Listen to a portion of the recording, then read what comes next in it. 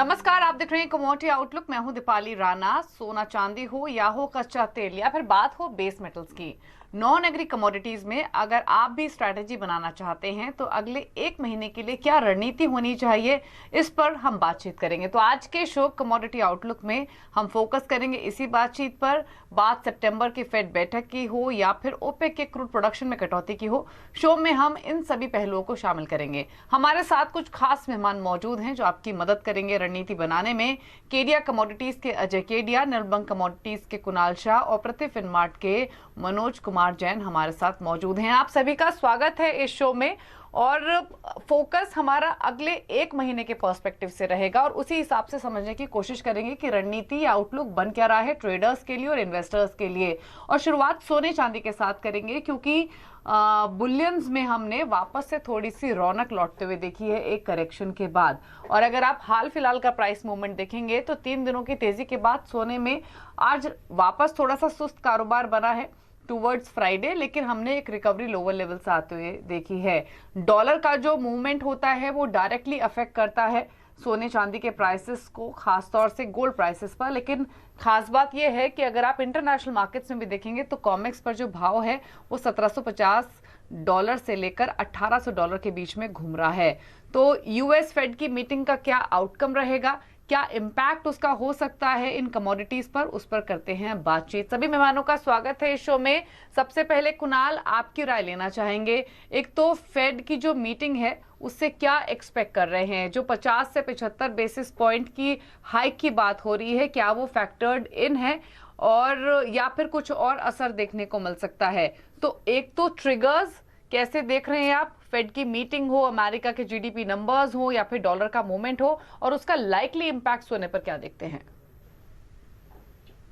Okay, बहुत ही अच्छा time है शो करने का बिकॉज आज की तारीख में अगर आप देखेंगे सबको एक ही कंसर्न है कि आगे जाके क्या होने वाला है। बहुत ही अनसर्टन टाइम चल रहा है। एक साइड पे जियोपॉलिटिकल कॉन्फ्लिक्ट चालू है, China, Taiwan, Ukraine, Russia, Israel और ईरान के बीच में भी अभी टिफ चालू हो गया है। दूसरी साइड पे अगर आप देखेंगे तो चाइना में हाउसिंग क्राइसिस चालू है। तीसरी साइड पे यूरोप में एनर्जी क्राइसिस चालू है, वहां पे किसी को पावर नहीं मिल रहा है इंडस्ट्रीज को। सो ऐसे टाइम में फेड क्या करने वाला है वो बहुत ही इंपॉर्टेंट है। मेरी राय में Fed will continue with the interest rate hike, number 1। Number 2, they will continue with their bond purchase जो प्रोग्राम था उनका, उसका जो टेपरिंग, जो बॉन्ड वो लोग मार्केट में बेच के लिक्विडिटी निकाल रहे हैं, उसका पेस सितंबर से डबल होने वाला है। सो ये सब देखते हुए मुझे एक चीज खुला समझ में आ रहा है कि गोल्ड और सिल्वर बाय करने का ये अल्टीमेट टाइम है। एक महीने के लिहाज से कॉमिक्स पे $1820 लग रहा है और सिल्वर मुझे एक महीने के लिहाज से कंजर्वेटिवली $21.5 टेस्ट करता हुआ नजर आ रहा है। सो ये मैं हमारे जो दर्शक है उनको रिकमेंड करूंगा कि आगे जाके ये रेट हाइक को तो गोल्ड सिल्वर ने डाइजेस्ट कर लिया है, और जो इकोनॉमिक स्लोडाउन पूरे वर्ल्ड में चालू है उसको गोल्ड सिल्वर ने फैक्टर इन नहीं किया है। और यही रीजन है कि गोल्ड सिल्वर में बाइंग कीजिए। गोल्ड सिल्वर यहाँ से डाउन साइड बहुत लिमिटेड है। $50 गोल्ड और मैक्सिमम $1 सिल्वर नीचे जा सकता है। सो रूपी टर्म्स में if I want to translate that, gold maximum 1100 रुपये नीचे जा सकता है और सिल्वर की अगर बात करेंगे तो मैक्सिमम 1500 रुपये नीचे जा सकता है। डाउन साइड इतना ही है, बाकी ऊपर अपसाइड नजर आ रहा है। So best time to go long in gold and silver. Ajay, आपको भी लगता है बेस्ट टाइम है खरीदने के लिए सोने चांदी में? और फैक्टर्स का तो जिक्र किया कुणाल ने कि डाउन जो अफेक्ट करेंगे प्राइस मूवमेंट को, लेकिन क्या आप अग्री करते हैं कि इन तरह से सोने चांदी में डाउन साइड लिमिटेड है? एक महीना हो या फिर उसके बियॉन्ड का व्यू हो, खरीद के ही चलना है? क्या टारगेट्स आप देख रहे हैं एमसीएक्स पर? Good evening Deepali.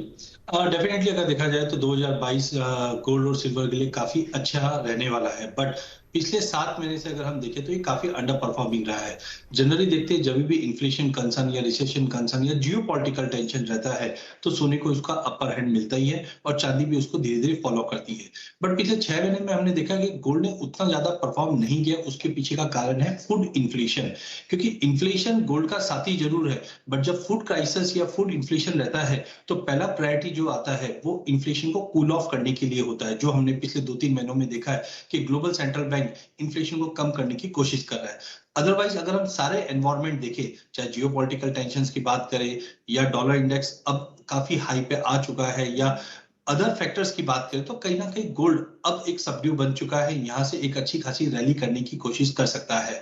तो ओवरऑल मुझे लगता है कि अगला 1 महीना या अगले 3 महीने की भी बात करें तो सोने चांदी में एक जबरदस्त तेजी बन सकती है। चांदी में हमने देखा कि as of now industrial demand pickup नहीं कर पा रही थी, जिसकी वजह से चांदी काफी ज्यादा अंडर परफॉर्मिंग रही है, जो गोल्ड सिल्वर रेशियो से हम देख सकते हैं। बट कहीं ना कहीं अब आउटपुट में कमी आना चालू हो चुकी है, और जिस ढंग से सोलार और हम लोग देख रहे हैं कि ईवीज के अंदर चांदी का जो यूसेज है वो धीरे धीरे बढ़ेगा, जिस ढंग से energy crisis China, Europe, US सभी जगह पे इंपैक्ट कर रहा है, तो आने वाले टाइम पे डिमांड और बढ़ेगी। तो बिल्कुल अगले 1 महीने की बात करें तो मुझे लगता है सोना चांदी तेज करेगा, और फेड की जो मीट है ये ऑलरेडी मार्केट डिस्काउंट करके चल रहा है, क्योंकि ये पूरे साल में 0.75 से ऊपर रेट हाइक हो नहीं सकता।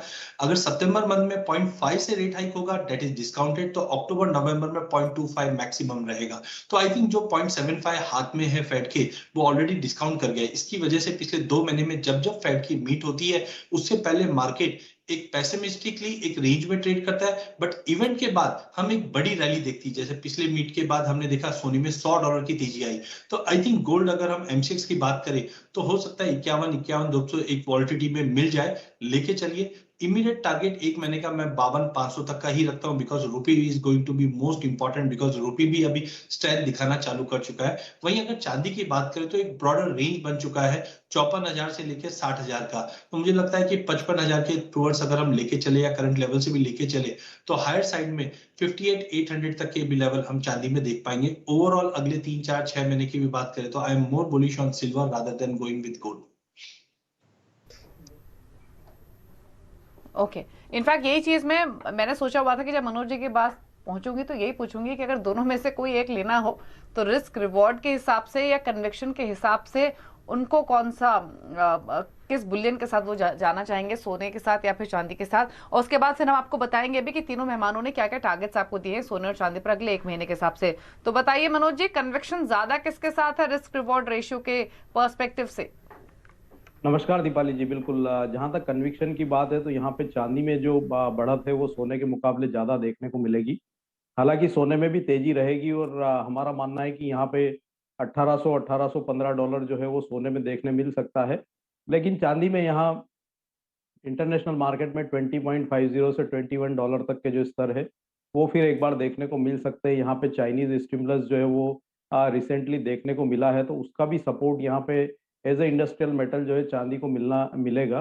तो हमारा मानना है कि जहां तक कन्विक्शन की बात है तो रिस्क रिवार्ड जो है वो चांदी में ज़्यादा फेवरेबल नज़र आता है, लेकिन जो बढ़त जो है वो दोनों ही प्रीशियस मेटल्स में देखने को मिलेगी।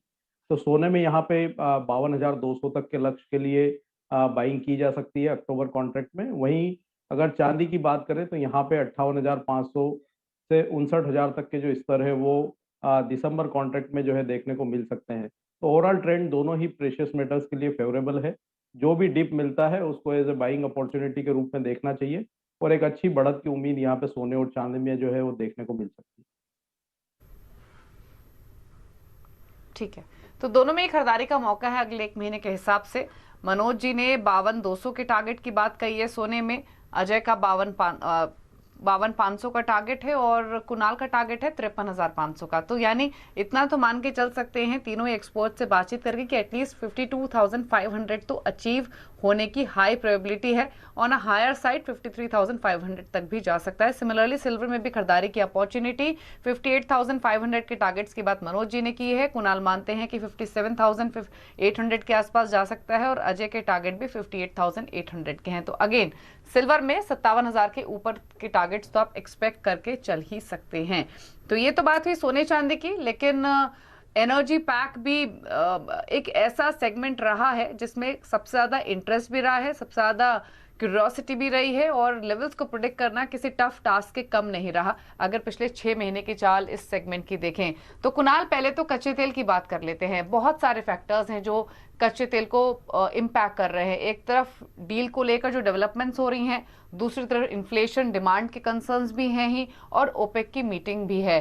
पहले तो ओपेक की मीटिंग से यूजुअली ये प्रेडिक्ट करना कि कितना वो क्या कदम उठाएंगे, कितना प्रोडक्शन कट कर सकते हैं, थोड़ा सा एविटेबल, मतलब ये इजिली आप एक एनालिसिस कर सकते हैं। तो फिलहाल के इन सभी इंपॉर्टेंट ट्रिगर्स को ध्यान में रखते हुए क्या व्यू है आपका कच्चे तेल पर अगले 1 महीने के हिसाब से? आई थिंक कच्चा तेल सेल ऑन राइज है। दो रीजन, एक ये जो ईरान का जो न्यूक्लियर डील का चल रहा है, कैसे भी Europe is trying to convince कि ये डील हो जाए, और ये डील जैसे होती है तो इमीडिएटली एक बार मार्केट में नेक्स्ट 3-4 महीने में एटलीस्ट कंजर्वेटिवली 3 मिलियन बैरल का ऑयल का फ्लो बढ़ जाएगा। तो ये बहुत ही बड़ा चीज है जो होने वाला है। तो मैं एक्सपेक्ट कर रहा हूँ कि Europe is putting maximum pressure on US also कि ये डील को परमिशन मिल जाए।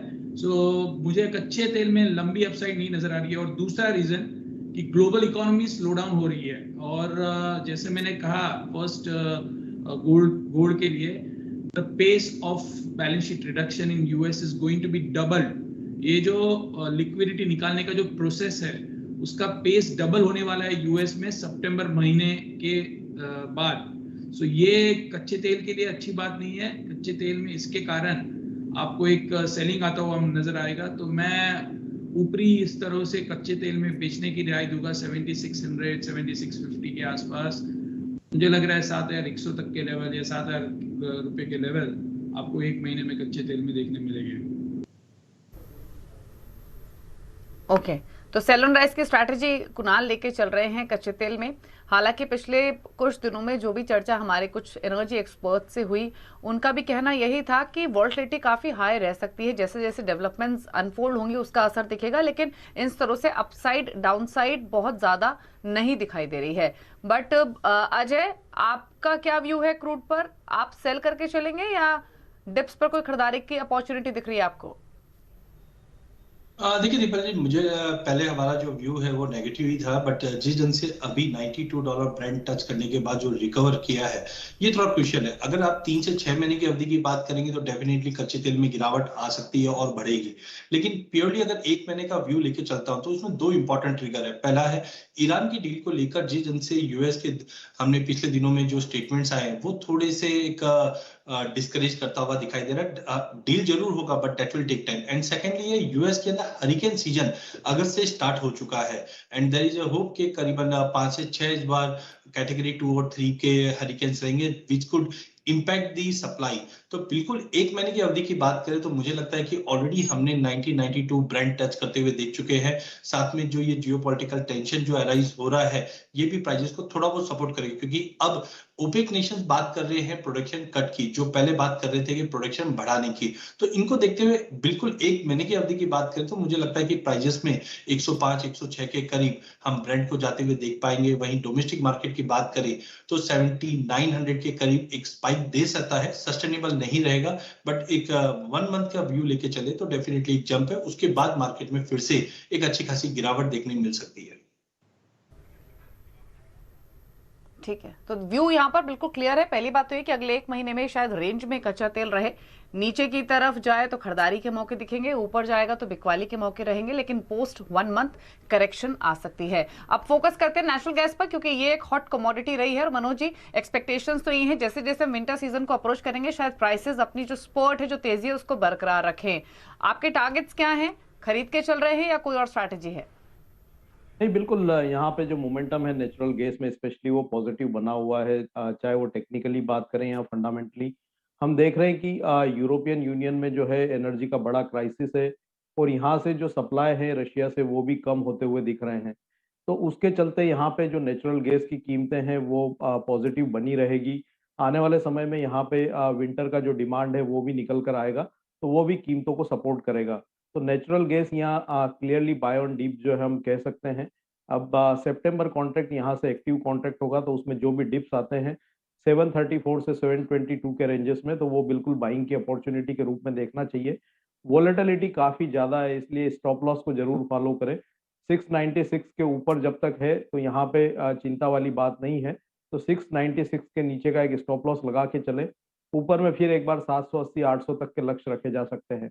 तो जब तक 696 के स्तर यहाँ पे नेचुरल गैस में MCX पर होल्ड है, यहाँ पे बाय ऑन डिप की रणनीति बना के चलना चाहिए। फिर एक बार 780 से 800 तक के लक्ष्य जो है यहाँ देखने को मिल सकते हैं। ठीक है, चलिए तो खरीदारी के मौके 720 730 इस रेंज में मिले तो खरीद के चलना है। व्यू पॉजिटिव है नेशनल गैस पर। रुक रहे हैं इसी के साथ एक ब्रेक के लिए। ब्रेक के उस पर फोकस करेंगे बेस मेटल्स पर, समझने की कोशिश करेंगे कि क्या बेस मेटल्स में अगले महीने में पैसा बनेगा और अगर हाँ तो क्या बेचकर या खरीद कर, बताएंगे हमारे एक्सपर्ट्स एक ब्रेक के बाद।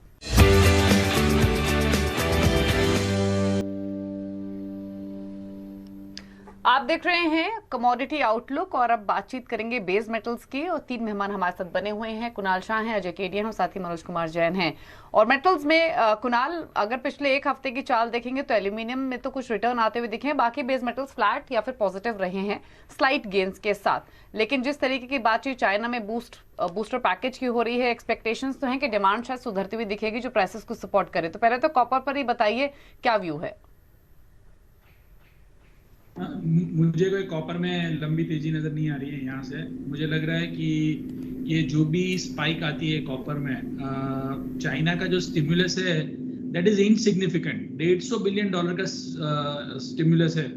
सो हमने 2008 में जब देखा था चाइना ने स्टिमुलस दिया था, वो टाइम पे चाइना ने 400-450 बिलियन डॉलर का लिक्विडिटी इन्फ्यूजन किया था। अभी जो क्राइसिस है हाउसिंग मार्केट में, which is almost 0.25% of the GDP of China, और ये जो क्राइसिस है it is much bigger than the size of the stimulus. So ये फिजल आउट हो जाएगा। बेच के काम करना चाहिए। मेटल्स मुझे नीचे लग रहे हैं एक महीने में। कॉपर जो अभी फिलहाल 680 है, 690, 690-95 में आप सेल कीजिए। 650-640 तक के लेवल्स आपको एक महीने में बहुत इजीली ट्रेड करते हुए नजर आएंगे। डिमांड सप्लाई साइड से अगर आप देखेंगे तो फिलहाल एलएमई और शंघाई में स्टॉक कम है, तो ये सब चीज देखते हुए छोटी मोटी तेजी अभी आ सकती है, बट फंडामेंटल ज्यादा तेजी के नहीं है। मैक्रो इकोनॉमिक आउटलुक खराब है तो कोई तेजी लंबी होगी नहीं। ओके। आपकी स्ट्रैटेजी क्या है अजय? बेस मेटल्स में आप कुछ पिक करेंगे क्या? बिल्कुल, पूरे बेस मेटल पैक की बात करें तो जो एक ऑरा बना हुआ है चाइना की तरफ से, उसकी वजह से हमने रिकवरी भी दिखी। रिकवरी का एक दूसरा कारण ये भी है कि हमने पिछले 3-4 महीने में जो बड़ी गिरावट दिखी थी, इसके बाद एक टेक्निकल रिट्रेसमेंट भी है। बट डेफिनेटली मैक्रो नंबर्स है वो कोई भी सुटेबल नहीं है, और जिस ढंग से चाइना एफर्ट्स कर रही है ये कहीं ना कहीं संकेत देता है कि अभी भी इकोनॉमी में कंसर्न्स बने हुए हैं। तो ये टेक्निकल बाउंस है, ये कंटिन्यू रह सकता है अगले एक महीना, बट उसके beyond we have to see the numbers के कैसे नंबर आगे मूव करते हैं। तो कॉपर की बात करें तो ऑलरेडी हमने देखा कॉपर में काफी अच्छा रिट्रेसमेंट आया हुआ है। 8000 के ऊपर एलएमई पे भी ट्रेड कर रहा है। डोमेस्टिक मार्केट में मुझे लगता है कि प्राइजेस 690 तक का एक पुलबैक दिखा सकता है। वहीं जिंक को भी नजरअंदाज नहीं किया जा सकता है। पिछले एक महीने में 1% की तेजी आई है और प्राइजेस 300 के ऊपर अच्छे से होल्ड है। तो टाइमिंग जो एनर्जी क्राइसिस चाइना में और यूरोप में चल रहा है, उसका एक बेनिफिट हम देखते हैं कुछ मेटल्स को मिल सकता है, जिसके अंदर जिंक भी है। तो टेम्पररी एक बाउंस हम देख रहे हैं कि जिंक के अंदर भी मिल सकता है, जो 328 से 330 का लेवल रहेगा। But sustainable again we have to see के नंबर्स कैसे हैं या आगे जो क्राइसिस है वो कैसे हीट लेती है। तो टाइमिंग एक बाउंस एक महीने में हम देख सकते हैं, जिसमें कॉपर और जिंक लेके चल सकते हैं। मनोज जी, आपकी पिक्स क्या हैं क्विकली मेटल्स में? यहाँ पे बेस मेटल्स में मेरा मानना है कि शॉर्ट टर्म में जो ट्रेंड है वो थोड़ा पॉजिटिवनेस जो है दिखा सकता है। चाइनीज स्टिमुलस है, साथ में यहाँ पे जो वेयर हाउस इन्वेंट्रीज जो है एलएमई की, वो लगातार वहाँ पे गिरावट देखने को मिल रही है। और यहाँ पे स्पेशली यूरोपियन यूनियन में जो एनर्जी के क्राइसिस है उसके चलते भी उत्पादन प्रभावित हो रहे हैं। तो स्पेशली यहाँ पे कॉपर और जिंक में थोड़ा सपोर्ट आते हुए दिख रहा है। एलएमई पर मेरा मानना है कि कॉपर की कीमतें फिर एक बार $8,300-8,400, वहीं अगर जिंक की बात करें तो $3,650 तक के जो स्तर है वो दिखा सकती है। उस लिहाज से भारतीय बाजारों में एमसीएक्स पर कॉपर एक बार 700 रुपीज और जिंक की अगर बात करें तो 328 तक के जो स्तर है वो दिखा सकता है। कॉपर में यहाँ पे सितंबर वायदा में 670 के स्तर पर बाय कर सकते हैं। 654 के स्टॉप लॉस है 700 के लक्ष्य के लिए।